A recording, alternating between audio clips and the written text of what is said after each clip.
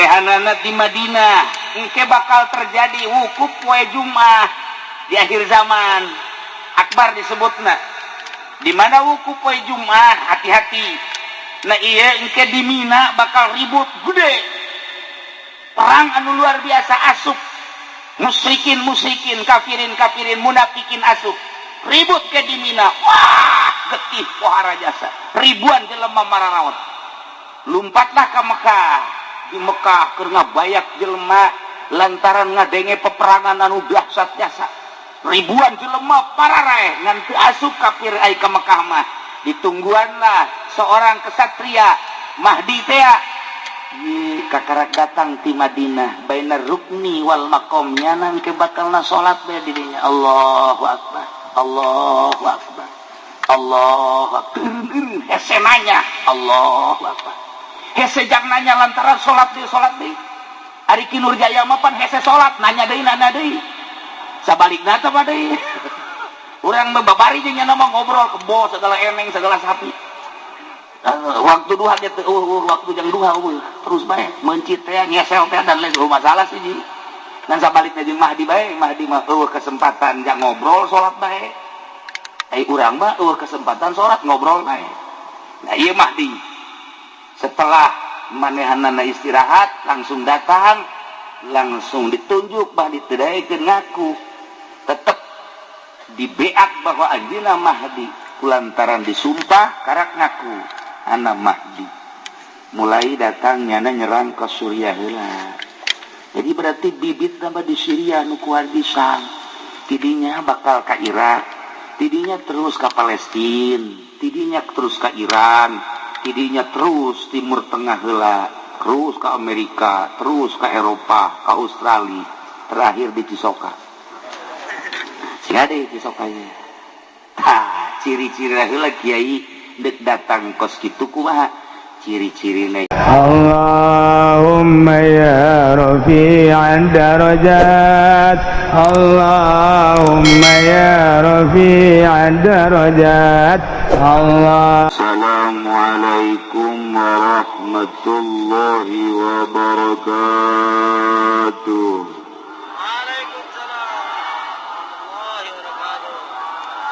Alhamdulillah Assalatu wassalamu ala rasulillah Wa ala alihi wa sahbihi wa mawalah amma ba'du Qala Allah Ta'ala fil Qur'anil Karim wa huwa asdaqul qailin A'udzu billahi minasy syaithanir rajim wa dzakir fa inna dzikra tanfa'ul mu'minin langkung tipayun urang sami-sami nyanggakeun puja sinareng puji ka Gusti Allah anu maha suci parantos masihan tina rupa-rupa nikmat ka urang sadayana terutama nikmat anu kacida pisan ageungna nyaeta nikmat iman sinareng Islam shalawat sinareng salam mugia dilimpahkeun ka junjunan alam Kangjeng Nabi urang Kangjeng Nabi Muhammad sallallahu alaihi wasallam katut ka para kaluargina oge ka para sahabat-sahabatna rauh para tabi'in asbab tabi'ina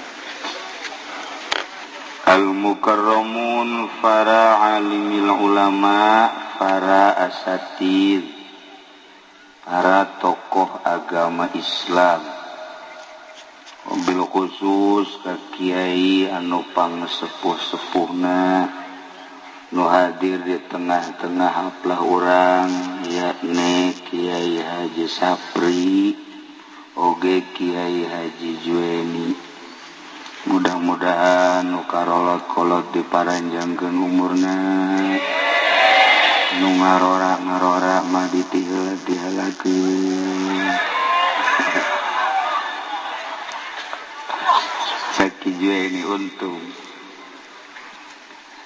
Lu jelas mah seluruh para kiai, para qori, alhamdulillah katingali rempug ngariung ngaronyok di dieu di bumina almarhum Kiai Haji Jaya. Can di bumina Kiai Haji Nurjaya rerencangan simkuring waktu dicaringin sekaligus guru ulah guru kayaknya nakluken kebo mangges dibere jampe nakluken kebo ciduhan bae caknya lengan haju taploken ka irung sorangan salah tante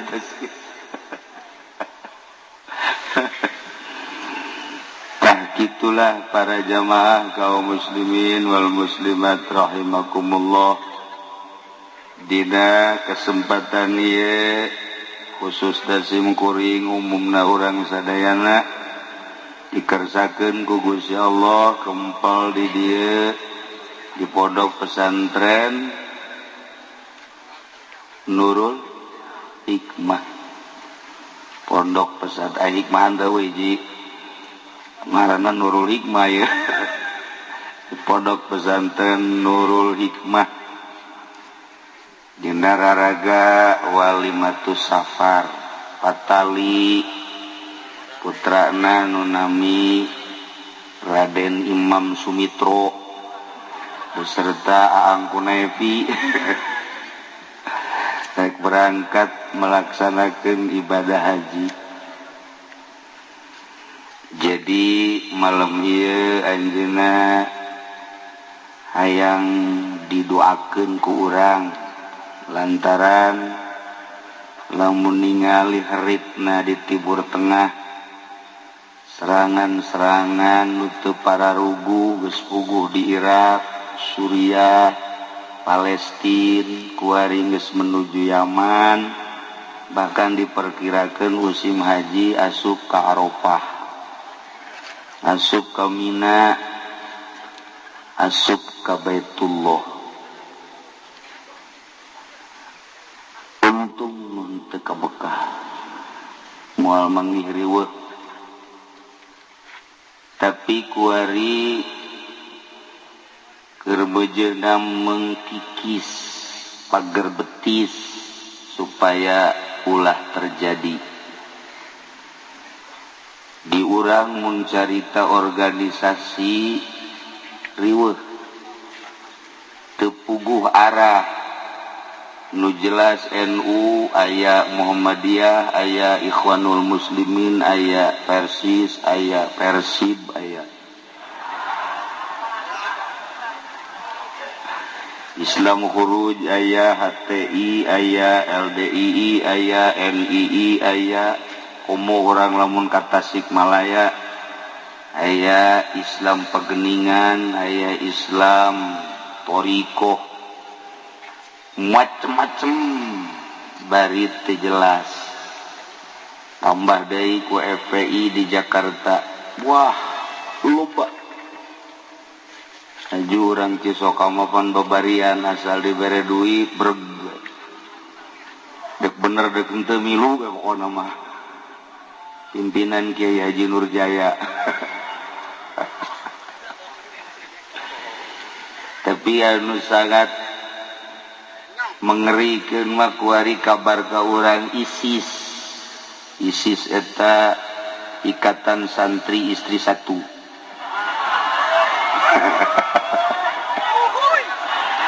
Jadi ulah anu nyandung santri mah asup ka ISIS Ikatan Santri Istri Satu lantaran sieun ka nu kolot nagalak. Urang lamun nyaritakeun perkembangan politik capek, perkembangan ekonomi riweuh di Indonesia bage urang kuari mun nyaritakeun perpolitikan urang dangkal tepuguh ka mana alurna. Nu mentak nu jelas mah calon wali mah santri. Harapan SMA jara di wali harapan di universitas jara di wali atuh boro-boro universitas santri hese jadi wali. Kan rada deres doang. Sedengkeun anu mengamati karena perkembangan agama mah hanya wali-wali Allah, para solihin anu mengikuti baju mundurna kumaha ieu si agama. Ai batur mah anu di partai, anu di organisasi anu tanggung jawab agama ngomong doang. Ai santri mah pan tanggung jawab penuh. Ai anu paeh siap nyalateun eta ngaran tanggung jawab. Ya ngaran tanggung jawab eta kos kitu. Ju pentingna ngariung moal ya. Diondang teu diondang datang aing mah ka jeung hukum ya. Eta tanggung jawab ngaranna tah. Nu kos kitu tanggung jawab. Lain santri mah hese. Tadu bentak calon para aulia Allah mah harapanana hanya santri. Santri se-Indonesia kuari hanya 8 juta. Anu tegap nyantrina 4 juta, nu 4 juta runtuh. Tegap nyantri 4 juta. Nu 4 juta bagi 2, nu daek ngaji 2 juta, nu teu daek ngaji 2 juta. Tinggal 2 juta. Nu daek ngaji ka bagi 2, nu 1 juta bisa, nu 1 juta henteu. Tinggal 1 juta. Nu bisa ngaji, nu daek ngamalkeun kana ilmuna 500, nu teu ngamalkeun 500. Nu ngamalkeun kana ilmuna anu ngangsongkeun proposal kabeh nu teu hiji. Bea kabeh. Budak terjara di wali kabeh. Gugur di tengah jalan. Sementak aya bahasa kuarima Islam di dunia bagaikan singa tidur. Jadi kermolor di singa ya. Kan di gudang-gudangnya tidak gudang. Asal ada tangkap air sama singa ya. Jadi urang mendongeng-dongeng nukos gitu tapu yang jeung moal eureun-eureun. Eueuh tanggung jawab dah di Indonesia makana agama. Ente ulah katipu ku partai, ulah katipu ku organisasi. Dek memperjuangkeun nu mana bae henteu rek ngagungkeun agama. Eueuh hiji poin diasupkeun ka rancangan undang-undang anu memang di jerona dek ngalaksanakeun agama. Eueuh hiji-hiji adat teu meunang di Indonesia ngasupkeun di rancangan undang-undang tentang agama. Boro-boro agama anu dianggap pokok jilbab bae hiji datang ka saiki wede ora tuntas-tuntas ge. Mengkono di Indonesia mah bloon kabeh. Wah asana mau ge nyanding ge. Tah batak ulah katipu urang geus beta nu geus bangeus kahareupeun siga hade. Raramean mararamean bae ulah diasupkeun ka hate ku santri mah. Sebab asal asup ka hate wassalam gesan. Da ulah ya tinggal sakieu deui di Indonesia tinggal 8 juta deui jan nu modern mah teu kasupkeun kana santri tah mah. Mandalungan tah mah nu kitu mah. Mah nu asli santri nu sabtu tadi teh eta sakitu deui. Aduh, jan kapotong ku nu bobogohan. Aduh kapotong ku HP bae. Ya Allah. Lamun urang nyaritakeun alam mimiti alam teh alam arwah. Kemudian ke alam dunia, isuk pageto alam barzakh, ke alam mahsyar, ke alam akhirat. di alam arwah Kangjeng Nabi Ibrahim dipanggil ku Gusti Allah. Cek Gusti Allah, Ibrahim gerokeun seluruh manusia seru ku anjeun supaya daratang ka Mekah ngalaksanakeun ibadah haji. Matak dina Al-Qur'an dijelaskeun wa adzin fin nasi bil haji ya'tuka rijalan wa ala kulli dhamiri yatina min kulli fajjin amiq. Wallahu a'lamu bimuradih wa adzin fin nasi wahai Ibrahim gerokeun ku maneh manusia supaya ngalaksanakeun ibadah haji ka dieu ye ka Mekah. Engke lamun kumaneh digerokeun jelema bakal ngajawab. Mun ngajawabna sakali bakal ka Mekahna sakali. Mun ngajawab baheula 2 kali ka Mekahna bakal 2 kali. Lamun ngajawab 3, 4, 5 dan selanjutnya bakal ka Mekahna sesuai jawaban baheula. Mata Kangjeng Nabi Ibrahim naik di alam arwah ke Jabal Abi Kubais, tinggal ngaran kuari jadi istana Raja Pahat kuari Abdullah.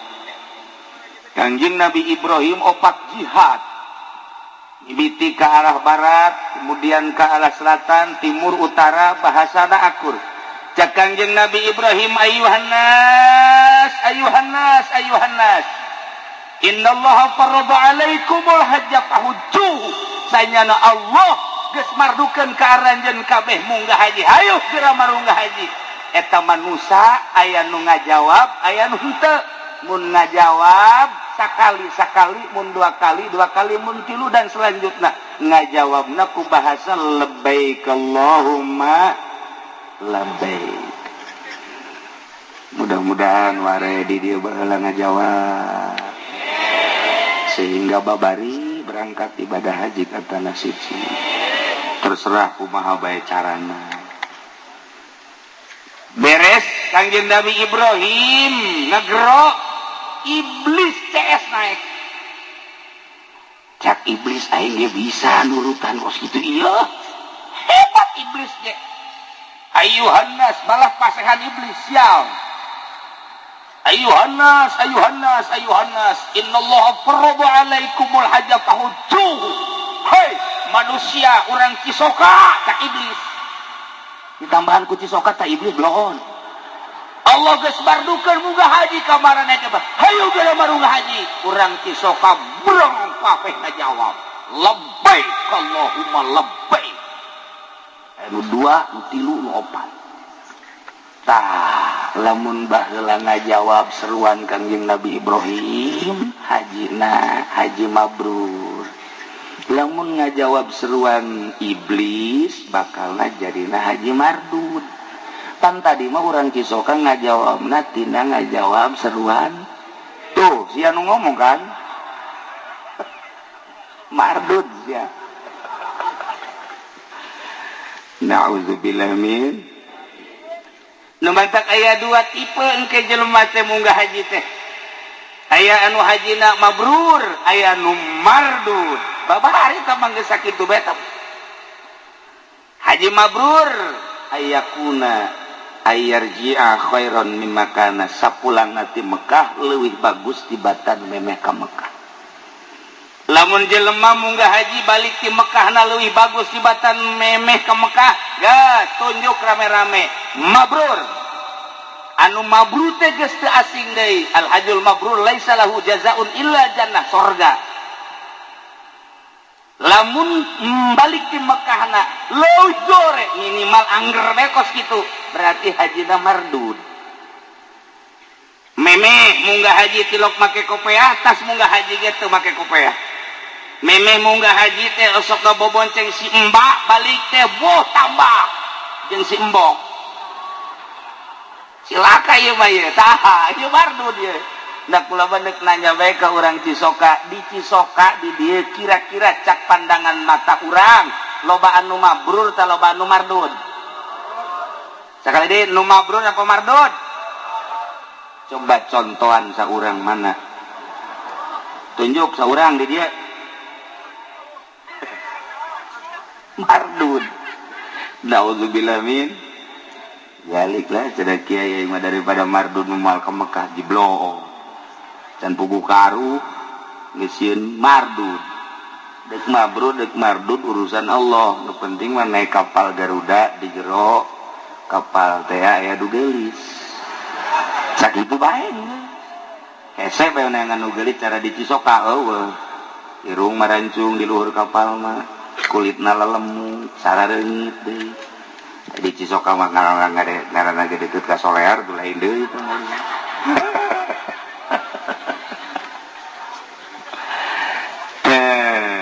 ieu carita haji sabenerna mah lain munggah haji bae salat ge kabagi dua aya anu mabrur aya nu mardud sarua bae sanajan puasa ge nu mabrur nu mardud zakat teh nu mabrur nu mardud sangkila ngaji bae aya nu mabrur aya nu mardud urang tarolah nyaritakeun ngaji bae lamun ngaji niatna lain karena Allah niatna hayang hebat mardud lamun urang masantren ngaji niatna hayang neangan dunya mardud lamun urang ngaji niatna hayang ngelehkeun batur mardud lamun urang ngaji kedah hayang jadi kiai mardud cacak masantren bae ge ka mabrur teh hese nu sakola mah neraka kabeh kan nu ikhlas dari sakola mah eta geus hese karep di dinya doang geus kabaca oh langkah-langkah nu mardud jeung nu mabrur teh asal niat lain lillahi ta'ala mardud asal mardud jahannam tuh urang lamun nyaritakeun kos kitu di Kifayatul Atsqiya inggis jasa santri ngaji maksudna endek hayang gagah elmuna hayang neangan dunya ngelehkeun batur kanyawan ku kiai-kiaina magahanana sarua ejeung ngajual pedang ka jelema nu deuk ngabegal haram sarua bae kiai lamun maksakeun bae kos kitu kiaina mardud jadi neangan kiai nu mabrur neangan satiu mabrur hararese lolobana mardud bae kabeh ngan lumayan mardud ge lumayan gitulah para jamaah kaum muslimin wal muslimat rahimakumullah deui lalakon munggah haji lantaran geus ti dituna lamun memang baheulana ngajawab kajeun kuku bage ka Mekah bae lamun baheulana teu ngajawab sanajan sukit ka bina-bina oh tetep bae hese bae tadi ka Mekah hese bae kajeun kuku mah baheula aya jelema ngajawab di alam arwahna duit teu boga dulur kabeh sararusah ngan nyana baheulana ngajawab babarieun Gusti Allah mah nyana keur cicing di tengah jalan jol bae aya angin topan wow kabawa kan bus datang ke Mekah ringsek ngan datang ka dituna tapi lain lalagaan aya hiji santri urang Surabaya nyana ngamalkeun sholawat bae salat Ibrahim Allahumma sholli ala sayyidina Muhammad wa ala ali sayyidina Muhammad kama shallaita ala sayyidina Ibrahim wa ala ali sayyidina Ibrahim wa barik ala sayyidina Muhammad wa ala ali sayyidina Muhammad kama barakta ala sayyidina Ibrahim wa ala ali sayyidina Ibrahim fil alamin innaka Hamidum Majid saminggu 4.440 di Surabaya nyana nganterkeun dulurna zaman di Halim Perdana Kusuma begitu dulurna asup nyana dia milu asup teu kadeuleun ku penjaga asup ka kapal nyana dia milu asup ka kapal teu kadeuleun eta mah geus ngan di jerona teu kabagian kursi kan atuh oh perekan pan nyana itu boga pisah ajeun geus kana mah cicing tapi teu kadeuleun datang aman biasa datang ka Jeddah dan lain sebagainya ke Mekah teu kadeuleun ieu berkat maca sholawat Ibrahimiyah terus saya ke Madinah terus balik ngan pas dek balik di Jeddah timbang barang kemudian paspor nyana kan teu boga tanya paspor teu boga kadeuleu tanya mah kadeuleu barang balik mah kadeuleu meureun di dinya kurang wirid gajeun ku kumaha ge tah kadeuleu tanya tah teu ditangkap ku askar tangkap langsung disijin jadinya langsung sidang begitu di sidang aya nu ngabantuan seperti kos gitulah keayaan nanyana bahwa nyana ngawirid itu teu kadeulean kabeh heraneun askar ge polisi Arab polisi Mekah heraneun ku taajub-taajubna akhirna tetep dikembalikan ke Indonesia. Masya Allah tak ieu wiridan hayang ka Mekah mah ka kiai mana bae ge eta jampe nanti maca sholawat Ibrahim Miyah 4444 saminggu. Cenah itu moal diburu-buru ieu mah ye ba'da salat 7 ngan ba'da subuhna 40 hiji. Coba ge minimal ente kajun kuku mage ngimpi mah kudu ngimpi ka Mekah. Ya begitu ge untung. Masya Allah. Da ieu sholawat manjur luar biasa. Gitulah cerita di alam arwah nu jelas mah jelema macem-macem berangkat ke tanah suci terserah kabeh gerak Allah deku kumaha ge di persidangan akhir di akhirat nyangakeun sadaya-daya nu penting kuari mah urang daftar berangkat baheula mah bisa direncanakeun hayang tahun ieu hayang tahun itu hayang tahun itu hayang 5 tahun sakali kuari mah hese di Tangerang geus 12 tahun kuari bahkan 13 tahun mun kuari daftar umur 60 tahun tambah 13 tahun berarti diperkirakan datang ke berangkat umur 70 pae 73 tahun.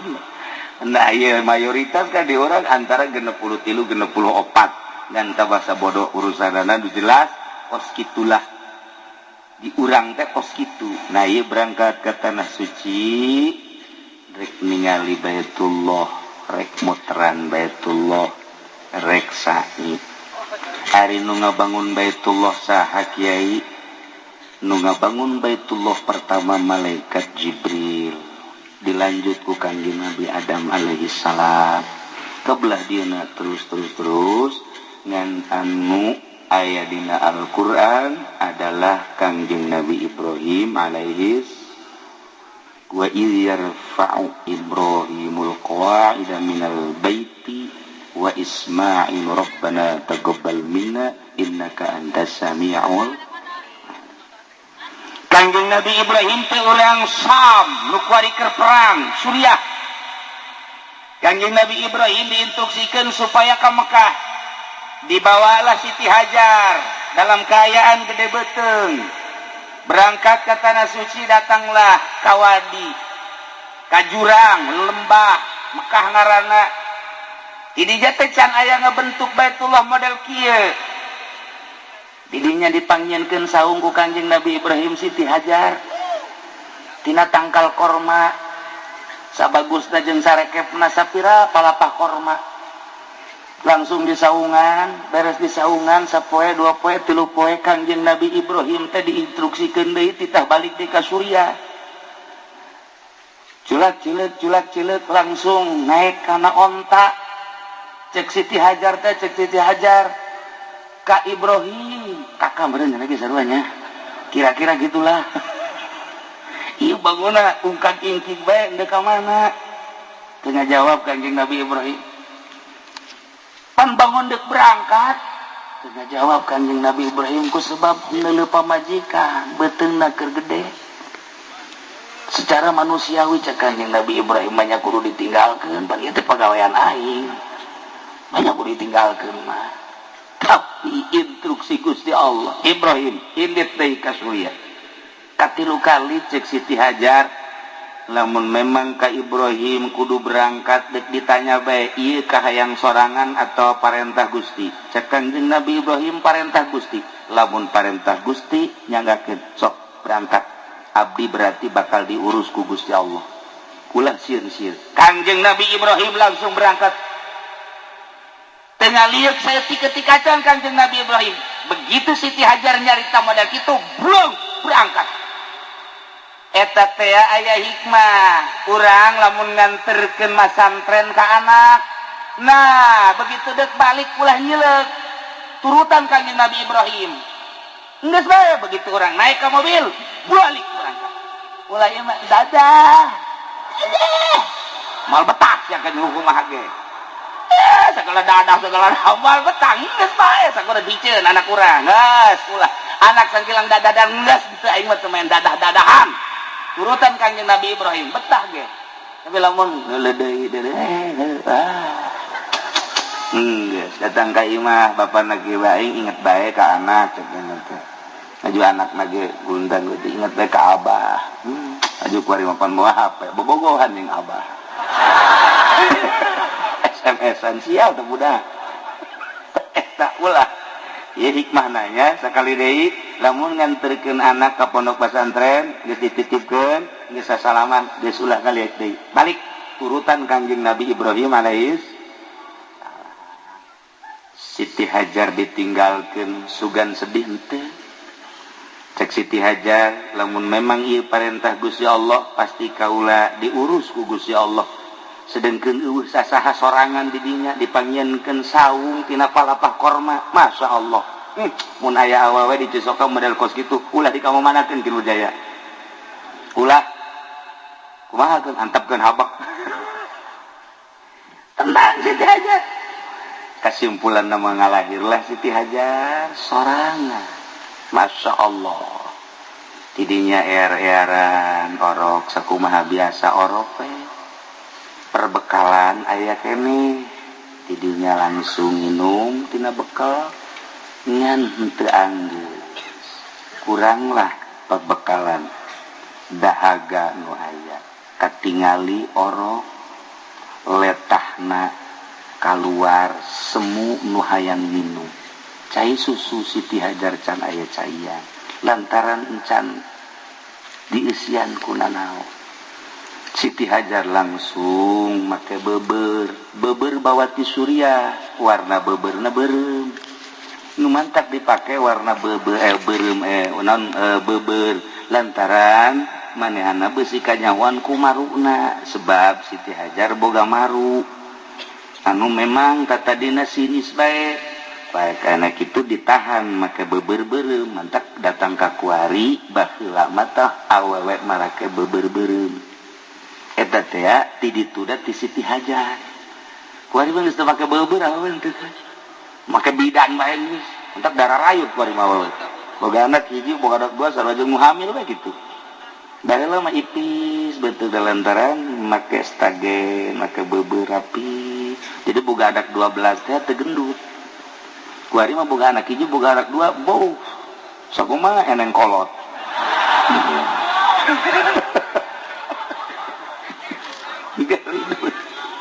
bebe aju aya hikmahan lamun aya jelema sekolot baheula ieu mah mun aya jelema masuk kaguguran 2 bulan kaguguran 3 bulan kaguguran ulah hese-hese sekolot urang baheula teangan beber awewe sok talikeun ka dieu ditalikeun ka dieu asal nali bae ka dieu masya Allah hikmahna luar biasa kitulah para jamaah kaum muslimin wal muslimat rahimakumullah Siti Hajar naik kasopa maksudna neangan jelema sugan aya jang menta tulung ditinggali ku Siti Hajar teu aya terus ka marwah ningalian jelema beusi sugan aya jelema rek menta tulung teu aya neangan deui terus ka marwah deui tidinya luak lieu ka sofa deui luak lieu teu aya geus 7 kali aya suara kita ningali ke arah Zamzam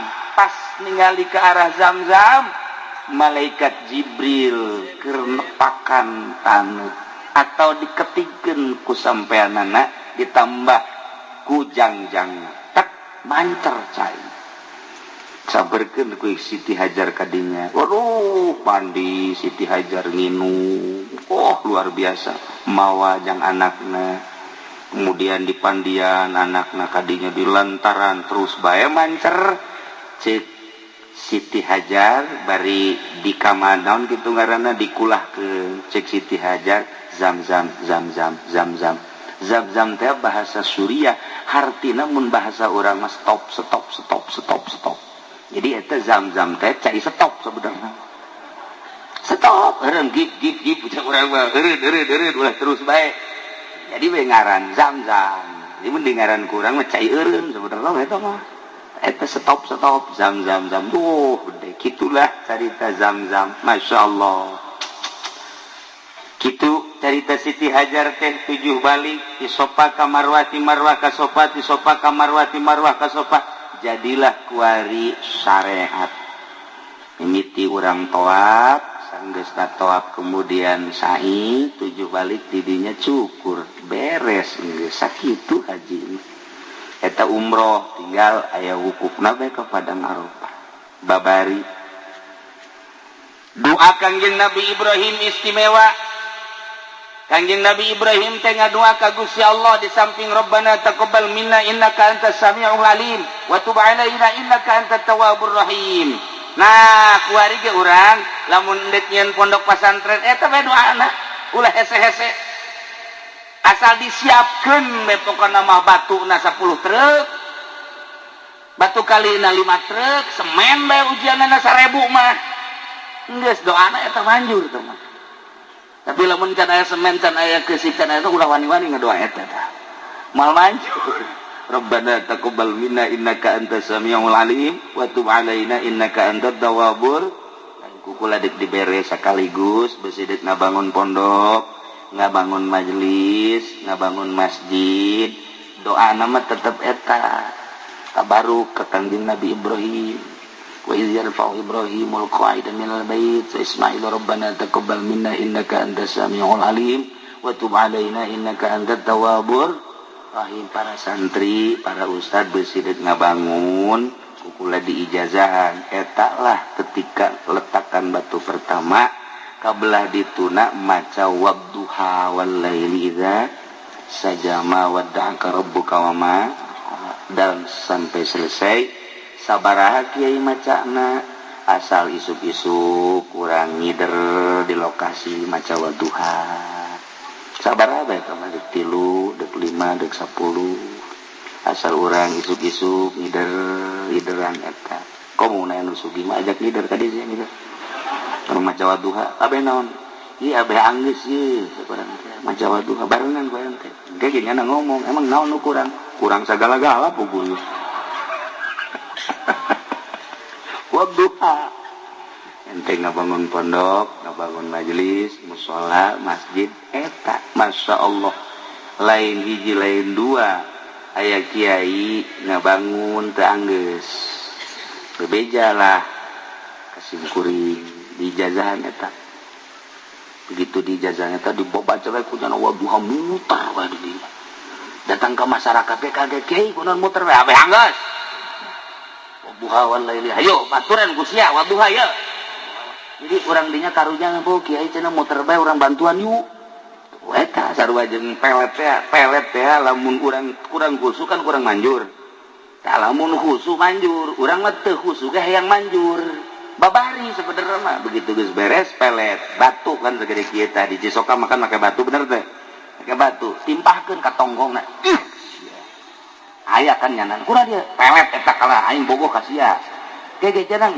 atuh sajarna mah jangan teh kudu pelet kula mah geus bogoh teh heula tah eta timpahkeun ka huluna ngudag ge gitu jeung bogoh mah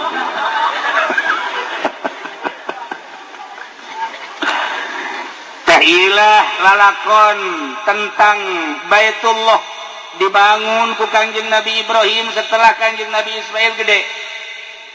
Gancang carita bae kan gede tah Kangjeng Nabi Ismail teh dilonggo ku Kangjeng Nabi Ibrahim panjang dongengna ieu mah singkatna dongeng bae gede akhirna Kangjeng Nabi Ibrahim minta dibantuan ka Kangjeng Nabi Ismail dek ngabangun Baitullah. Kangjeng Nabi Ibrahim jadi tukang basna Kangjeng Nabi Ismail kenekna langsung nu nyodor-nyodorkeun batuna Kangjeng Nabi Ismail nu jadi basna Kangjeng Nabi Ibrahim. Begitu dibangun terus ngaluhuran teu kasodorkeun maka Kangjeng Nabi Ibrahim nyieun taraje jang naik bentukna batu dikadinyakeun batuna ditumpakan ditincak ku Kangjeng Nabi Ibrahim langsung batu ngapung sorangan eta kos dongeng batu ditincak STG ngaranna ketika beuki luhur batuna ngapung sorangan. Atuh teh batu bisa ngapung sorangan aya tanagaan ti mana? Sahanu ngaremot teh sabaraha batu. Tapi batu naik sorangan beuki luhur beuki naik beuki luhur beuki atuh sabaraha teu make batu ge bisa. Ieulah keajaiban mukjizat Kanjeng Nabi Ibrahim alaihi salam. Nah, kuari aya titinggalna ngaranna makom Ibrahim lain kuburan makom Ibrahim teh esteger. Aya tapakna dirinya, tapak sampean Kanjeng Nabi Ibrahim. Masya Allah, dibongkar ku Saudi Arabia sababaraha kali eta lantaran ngahalangan geus sabaraha doser murun, potong dipotong diamankeun lah. Makom Ibrahim teh esteger urut ngabangun Baitullah. Jadilah Baitullah seperti ayeuna ngan kungsi runtuh, kemudian dibangun deui kurang seetik dikurangan lantaran nu halal hijir Ismail. Kuari manggis indah jasa Baitullah teh. Ketika Kangjeng Nabi putuh Mekah langsung Kangjeng Nabi asup ka Baitullah. Bahkan ku Kangjeng Nabi teh hari tadi titah dua lawangna. Andai kata bakal laluasa mah teu kira-kira bakal fitnah dijieun dua lawangna ngan cek Kangjeng Nabi keun bae antepkeun lah hiji bae. Kanjeng Nabi lebet langsung sholat di jero keluar deui tah ieulah Baitullah nu ayeuna di akhir zaman engke Baitullah bakal diruntuhkeun deui tu golongan-golongan anu teu sreg ka Islam musuh kula lamun nyaritakeun tentang akhir zaman geus dareukeut jasa cek Kanjeng Nabi Malikul Ardi Arba'ah raja sadunya aya 4 mukminani wa kafirani nu dua mukmin nu dua kafir nu mukmin hiji Kanjeng Nabi Sulaiman alaihi salam nomor kedua Raja Zulkarnain kafir aya 2 hiji Raja Namrud nomor kedua Raja Firaun cek sakol buhtusoh tah cak Kanjeng Nabi wasayakulu khomisun bakal jadi raja sadunya engke di akhir zaman 5 hiji deui di akhir zaman saya kunu khomisun wal mahdi min dzurriyyati eta adalah mahdi ti anak incu kaula hendak besi aya di Cisoka mahdi cing hade eta beureun tah mahdi ngan mahdi nu itu mah hiji irungna mancung nu di Cisoka mah pengeng bedakan berarti nomor kedua ngarana sarua jeung ngaran Kangjeng ismuhu ismi wa abuhu abi ngarana sarua jeung ngaran kaula bapada sarua jeung bapa kaula jadi ngarana mah asli nama Ahmad bin Abdullah atau Muhammad bin Abdullah cirina dina pipina engke aya hunungan di dieuna aya janggotan aya godegan kadi rapi di dia aya hunungan tasepna kabina-bina gagahna nu luar biasa dituturkeun baksana ku salasumiati 300 jelema nu bakal nuturkeunana asal sasalaman jeung Mahdi ditembak nebul asal sasalaman jeung Mahdi jadi gagah asal sasalaman coba sasalaman jeung Mahdi nu di dieu tah ieu Mahdi nu asli 300 manehanana di Madinah engke bakal terjadi wukuf poe Jumat di akhir zaman akbar disebutna di mana wukuf poe Jumat hati-hati nah iya engke di Mina bakal ribut gede perang anu luar biasa asup musyrikin kafirin munafikin asup ribut ke di Mina wah getih pohara jasa ribuan jelema mararaot lumpatlah ke Mekah di Mekah keur ngabayak jelema lantaran ngadenge peperangan anu dahsyat jasa ribuan jelema pararae ngan teu asup kafir ai ka Mekah mah ditungguanlah seorang kesatria Mahdi teh kakarak datang ti Madinah bainar rukni wal maqam nyanang ke bakalna salat bae di dinya Allahu akbar Allahu akbar Allahu akbar hese nanya Allahu akbar hese jang nanya lantaran salat deui ari Ki Nurjaya mah pan hese salat nanya deui sabalikna teh deui urang babari jeung nya mah ngobrol kebo segala eneng segala sapi Waktu duha gitu, waktu jam duha terus baik mencit teh ngesel teh dan lain masalah sih ji. Dan sabaliknya jeung Mahdi bae, Mahdi mah kesempatan jak ngobrol salat bae. Urang mah kesempatan salat ngobrol bae. Nah ieu Mahdi. Setelah manehanana istirahat langsung datang, langsung ditunjuk Mahdi teu daekeun ngaku. Tetep dibeat bahwa anjeunna Mahdi kulantaran disumpah karak ngaku anak Mahdi. Mulai datangnya nyerang ke Suriah heula. Jadi berarti bibit nama di Syria nu kuardisan. Tidinya bakal ke Irak, tidinya terus ke Palestina, tidinya terus ke Iran, tidinya terus Timur Tengah heula, terus ke Amerika, terus ke Eropa, ke Australia, terakhir di Cisoka. Sing ada di Cisoka ieu. Ciri-ciri heula kiai dek datang kos kitu kumaha? Ciri-cirina hiji geus loba anu mararabok. Nomor kedua geus loba anak zina. Nomor katilu paharaman-paharaman ribawi geus teu dianggap riba. Nomor kaopat jelema nu geus eueuh anu ikhlas dina ayana geus teu kandeulean. Didinyalah bakal turu damah di kacau bakal unggal negara. Di unggal negara teh bakal kacau di urang ge di urang bibit kacau na geus aya lantaran organisasi jeung organisasi geus teu ngahiji partai jeung partai lain dek ngagungkeun bangsa jeung negara kabeh boga kepentingan urang lamun nyaritakeun kajerona inggis sabenerna timbullah kuari aya ISIS ngaku Mahdi encan sebab teu ngaku Mahdi mah dibeat dipaksa kakarak ngaku. Tapi kuaripan orang sieun inggis lantaran ieu teh lain lalagaan kapan seseorang anu tadina di Al-Qaeda anu hebat jasa ditembak ngebol dibawa ku Amerika dididiklah ku Amerika setelah dididik menang ti Irak dikaluarkeun dianggap bakal manehana ngabantu ke Amerika nge surat Amerika teh ternyata istimewa jasa nu teu daek beat kanyana tembak sadisna lain lalagaan ieu sadis teh kalian tembak kalian tembak nyana ditembak kebul mun ditanya ieu meunang ti mana ilmu ngebul Cisoka make naon ieu pelor paingan pelor hese harita ieu diteureuyan ku ISIS masalah ieu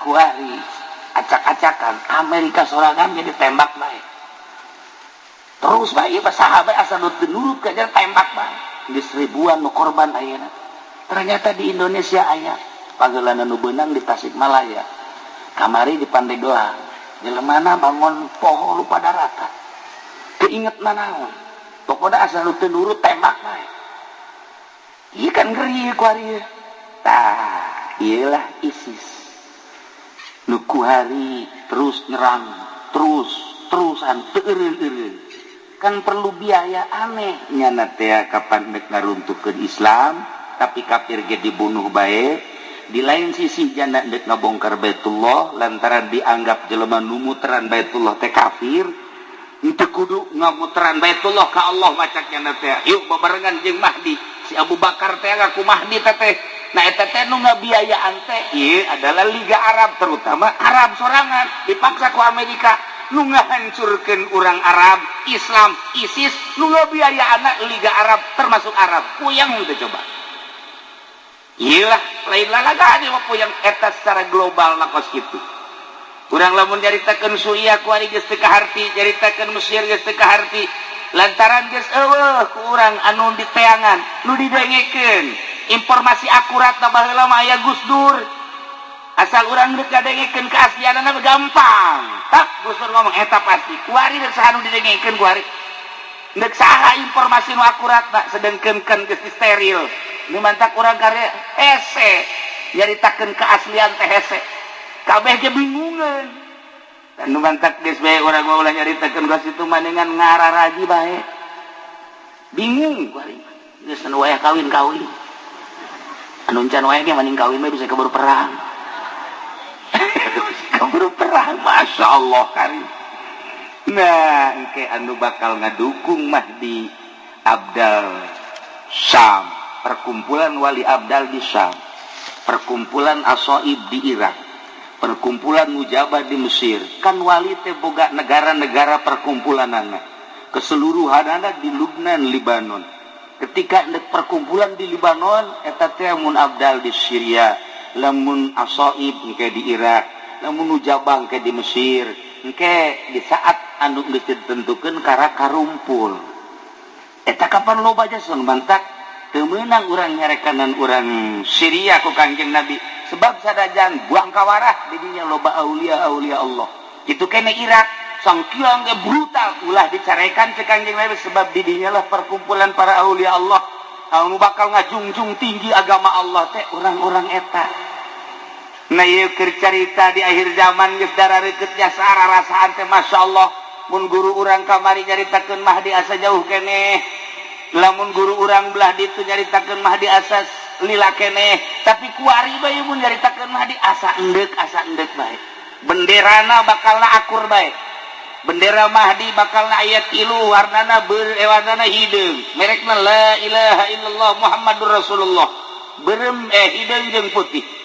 Memehna bakal aya bendera 7 bendera Kangjeng Nabi hideung sarua jeung bendera Mahdi. Bakal bendera le hideung jeung putih la ilaha illallah Muhammadur Rasulullah. Benderana akur bae. Urang bae keliru iman anu bener mana anu salah. Dibuat seperti eta lah. Numantak sahabat naros ka Kangjeng. Engke kumaha eta seperti kos kitu. Bendera-bendera teh urang tingali bae nu aya di Mekah eta Mahdi nu asli. Nu lain di Mekah eta mah lain Mahdi nu asli. Tapi bendera napan ka urang ge bendera kos karitu ambal aya ieu. Malah di dieu ge di Nurul Hikmah bendera nah hideung lieu ngadeulana. Sehingga ada isi sebuah hiasan ya. Masya Allah kan. Itulah para jamaah kaum muslimin rahimakumullah. Jadi perjalanan haji teu bisa dihayang-hayang, teu bisa diembung-embung. Geus waktu nama atuh urang teh da emang baheula eta mah tuh di alam arwah. Jawaban baheula ku ari mah tinggal ngalaksanakeun bae. Kokoseran urang sakumaha kokoseran hayang-hayanganna ai eueuh jawaban jeung teu ngajawab baheula tuh hese bae. Henteu bae kajeun kumaha ge nu mantak cak ti soleh teh mah yang ka Mekah mah 2 surat. Nomor kahiji surat Waqiah, nomor kedua surat Tanah. Nu babari mah surat Tanah. Tereh teh Mekah na kajeun kumaha. Tuh nya para jamaah kaum muslimin wal muslimat rahimakumullah, itulah urusan tentang haji, urusan tentang Baitullah, urusan tentang sa'i nu jelas kabeh ge ieu memerlukeun iman, memerlukeun yakin. Lamun teu make iman tur teu yakin moal bisa. Ku iman jeung ku yakin. Iman ayana di pendidikan Islam. Pendidikan Islam nambahan iman jeung nambahan yakin. Di luar pendidikan Islam iman hararese, yakin makomo. Urang ngageserkeun kayakinan kan hese ya. Ngageserkeun kayakinan teh hese. Urang teh kuari yakin kieu yakin mah. Aing mah ieu kayakinan aing mah lamun teu dahar lapar atuh kajeun kumaha ge kitu bae. Sebab keyakinanna urang mah kana dahar bae. Lamun keyakinanna kana dahar, sanajan isuk-isuk ka dahar uduk 2 piring ke jam 10 ditanya geus dahar encan. Ai tadi tama uduk lain dahar. Sebab can yakin dahar, sebab yakinna dahar. Ta ieu kehese jasa gageserkeun keyakinan ibadah jadi santri teh ya. Mimiti ngaji amil, aju ngaji jurumiyah, ngaji alpiyah, terus ngaji johar maknun mantek, cuman dan lain sebagainya gampang kan. Kabelah dia ngaji usul fikih ya warokot, usul naon gitu gaya tulis jamul jangan enteng kamu kos itu. Lah babari sama nu hese ge, nu hese ieu gageserkeun keyakinan. Eta mah sakadar ilmu yakin, tina ilmu yakin supaya datang ka ainul yakin. Ti ainul yakin supaya datang ke hakul yakin.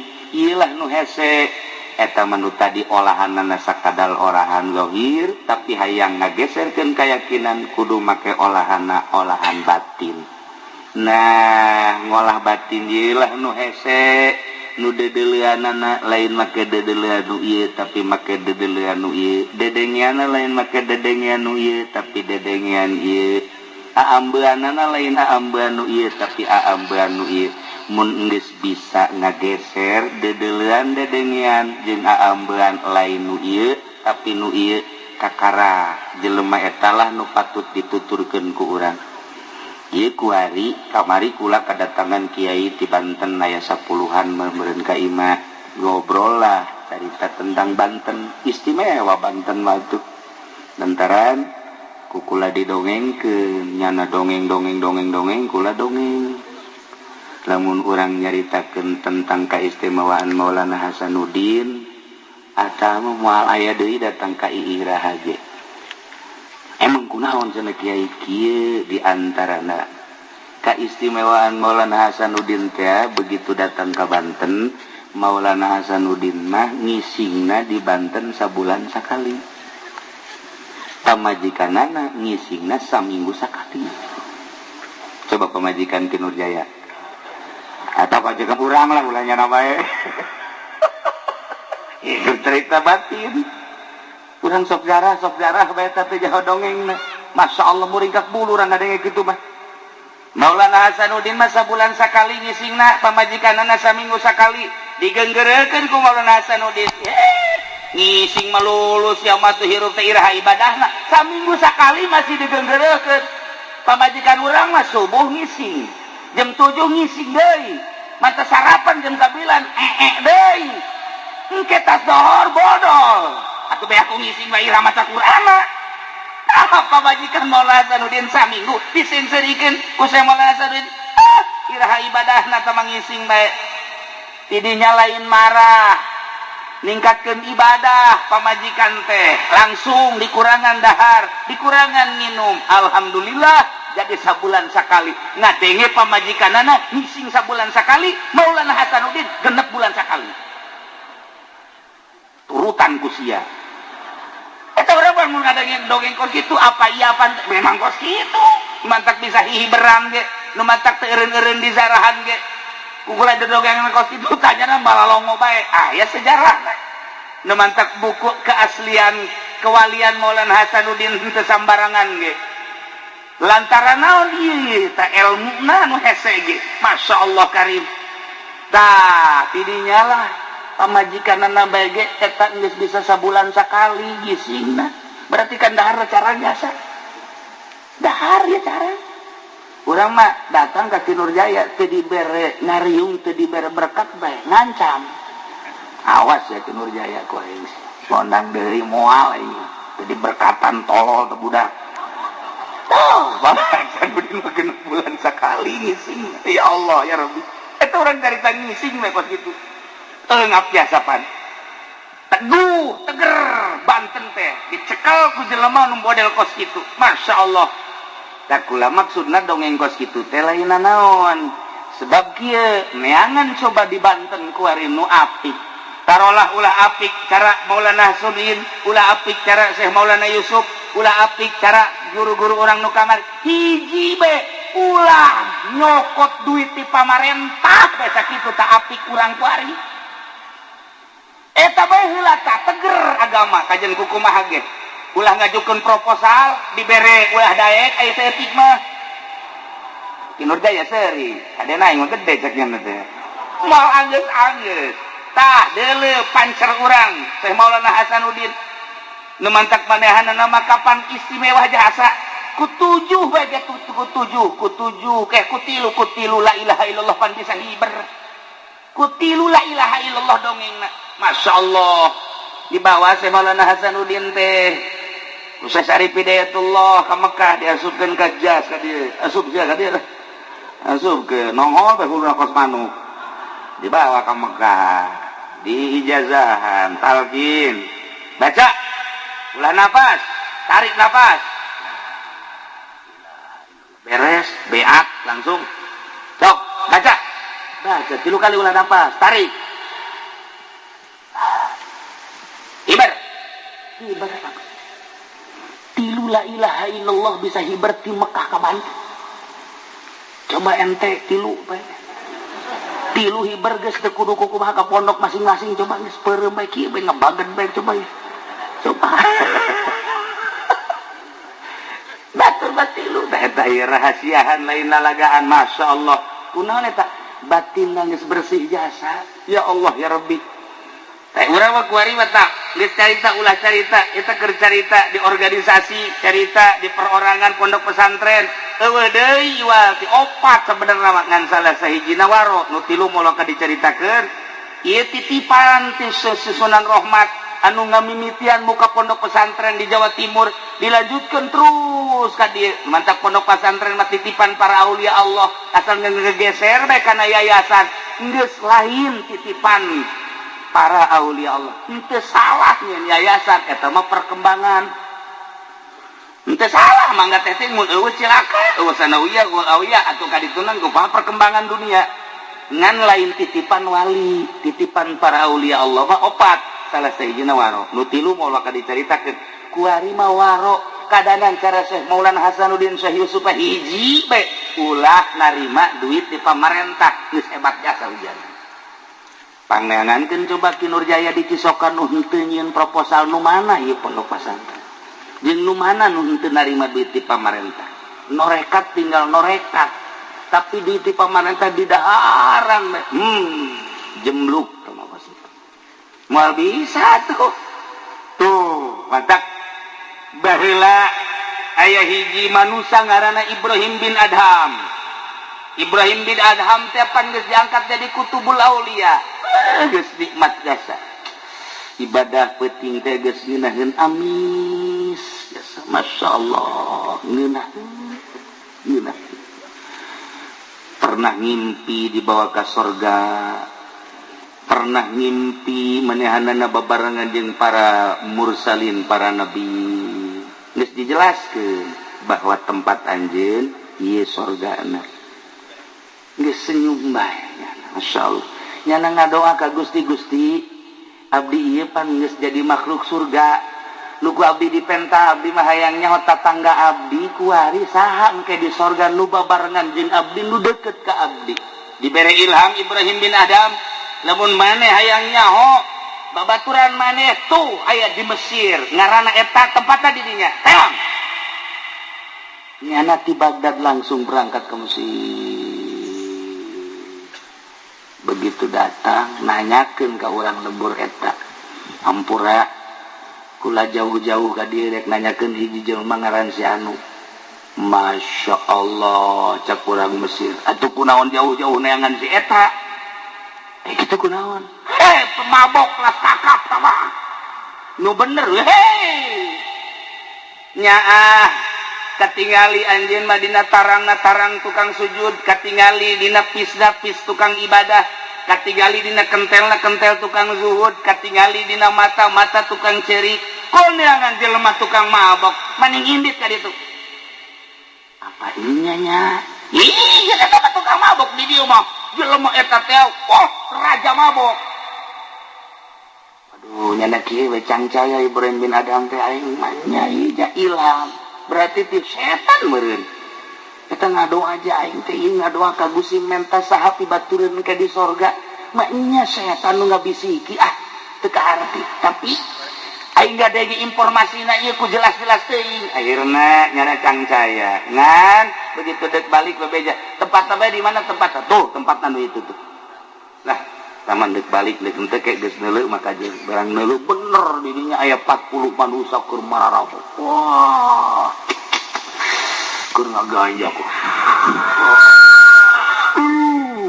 mabok nu naon aya nyana mah diuk bae kieu bae kieu begitu geus ningali nyana balik deh digerok Ibrahim ngadieu jauh-jauh ti Baghdad hayang kapanggih babaturan di sorga geus datang kunaon indit je pan nyahoon wah cak Ibrahim aing eleh ye kunyana ye ayo ka dieu mendak-mendakan ka dieu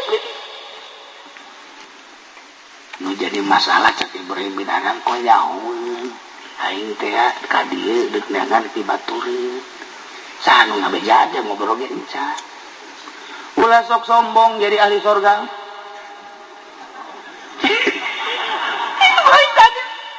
aing jadi dicarekan cak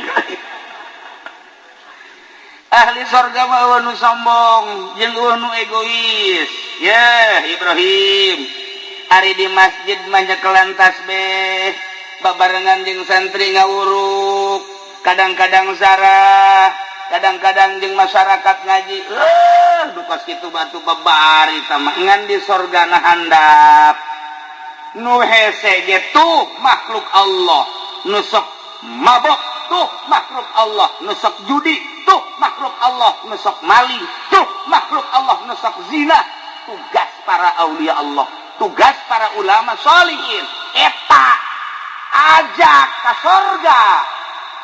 Lantaran nyana ge hate leutik lama iman ka Gusti Allah, nyahoeun nyana ge ngan bergelimang ku nafsu.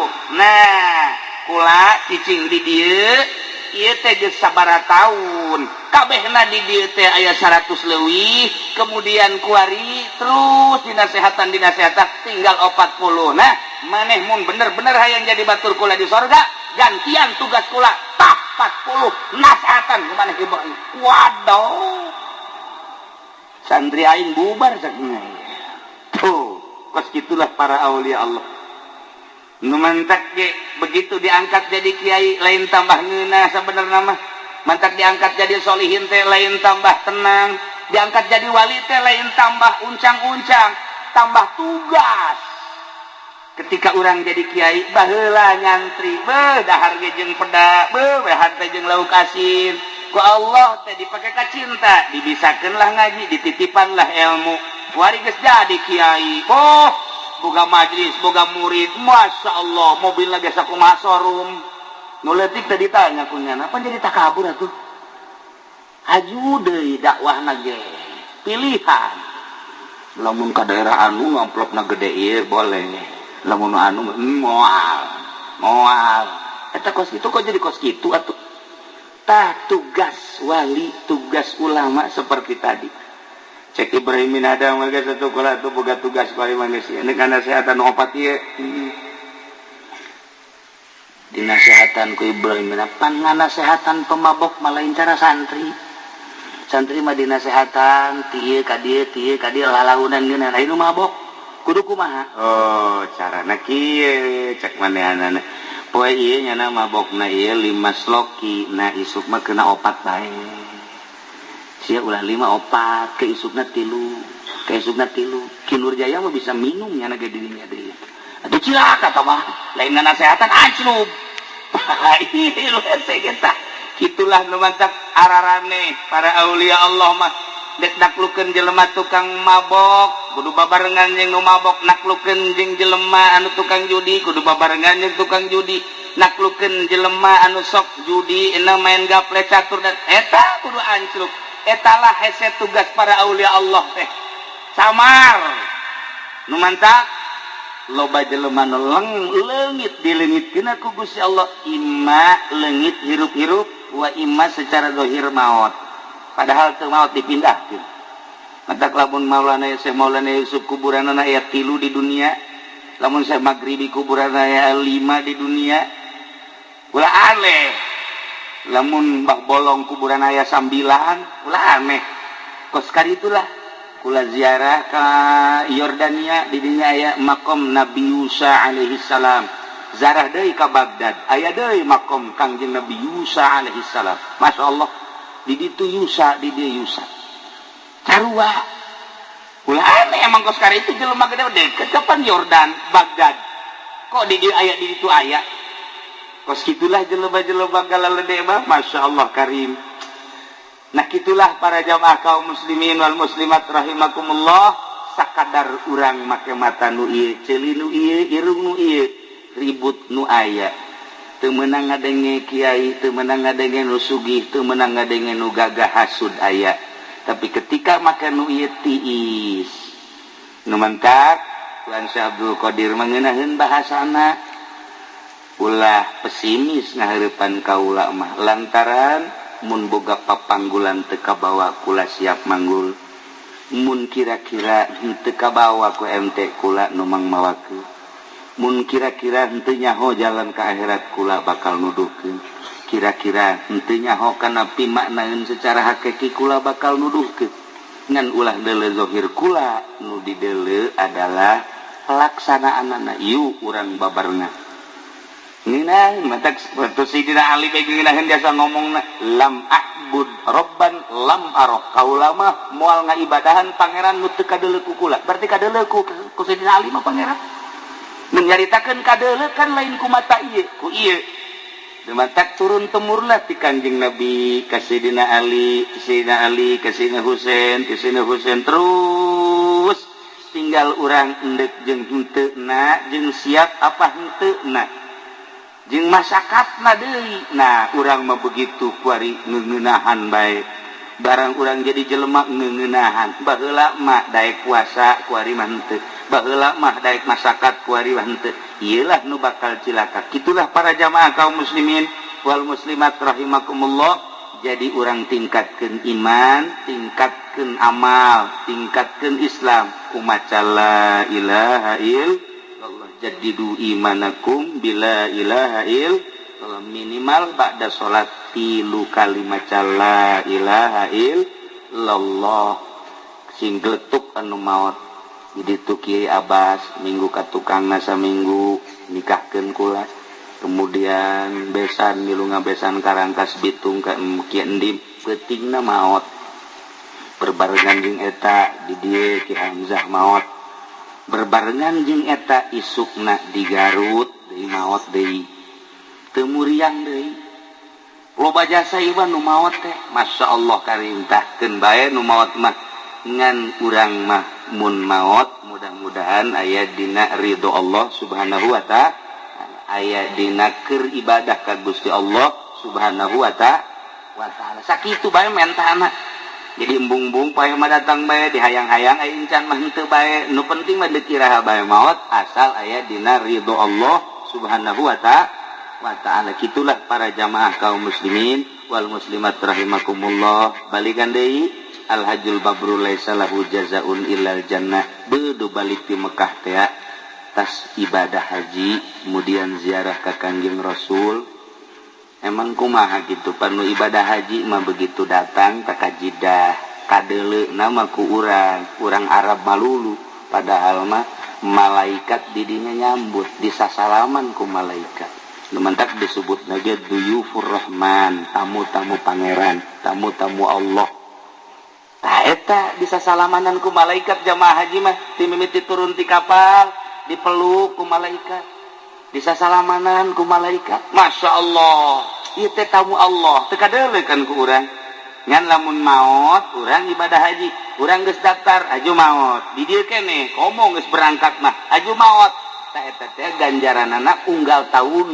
menunaikan ibadah haji diberi ganjaran sampai kiamat menjelema daftar kemudian berangkat eta unggal tahun boga ganjaran ka Mekah bae nyana komo geus berangkat teh haji maot unggal tahun ibadah hajina engke di akhirat teh ditimbang teh haji malulu bakalna ditimbang amal teh ieu ganjaran haji malulu lantaran maot jana di perjalanan atau manehna geus setor maot lamun dibandingkeun ku urang maningan urang daftar haji maot apa maningan ka Mekah lamun ka Mekah kan sakali tapi lamun maut unggal tahun kamu ke maning mana? Tetap orang embung heran. Embung bae orang mah. Ya karim, masya Allah. Tah itu cerita ganjaran ke Mekah anu luar biasa. Mau datang ke Madinah, ulah disangka Kanjeng Nabi teu ningalikeun. Ulah boga keajaiban hiji.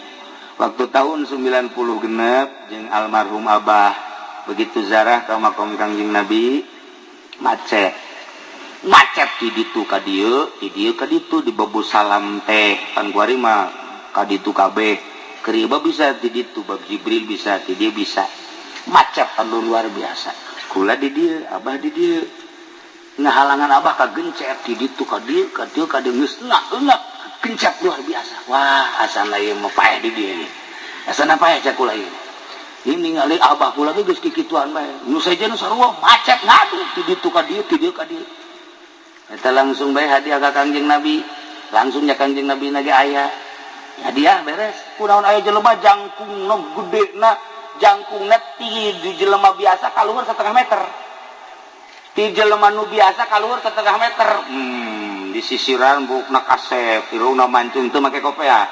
Terus make baju putih ka dieu, teu make jubah putih, teu make sorban. Seuri bae senyum bae. Blek pas di hareup. Blek leungeunna kieu.